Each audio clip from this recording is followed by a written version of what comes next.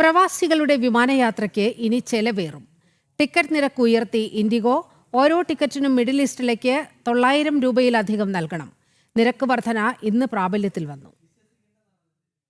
പശ്ചിമേഷ്യ സംഘർഷങ്ങളുടെ പശ്ചാത്തലത്തിൽ ആഭ്യന്തര അന്താരാഷ്ട്ര വിമാന സർവീസുകളിലെ ടിക്കറ്റിന് ഇന്ധന സർചാർജ് ഏർപ്പെടുത്തിയിരിക്കുകയാണ് ഇൻഡിഗോയും.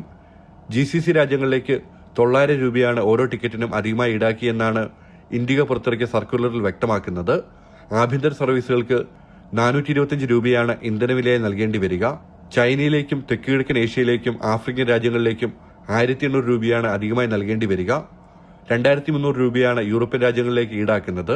നിരക്ക് വർധന ഇന്ന് മുതൽ പ്രാബല്യത്തിൽ വന്നതായും ഇൻഡിഗോ അറിയിച്ചു. ഇന്നു മുതൽ ബുക്ക് ചെയ്യുന്ന ടിക്കറ്റുകൾക്കാണ് നിരക്ക് വർധന ഉണ്ടാവുക. നേരത്തെ ഇന്ധനവിലയിലെ വർധന ചൂണ്ടിക്കാട്ടി എയർ ഇന്ത്യയും എയർ ഇന്ത്യ എക്സ്പ്രസും സർചാർജ് കൂട്ടിയിരുന്നു.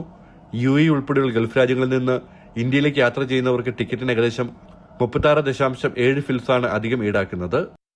ജനം, ദുബായ്.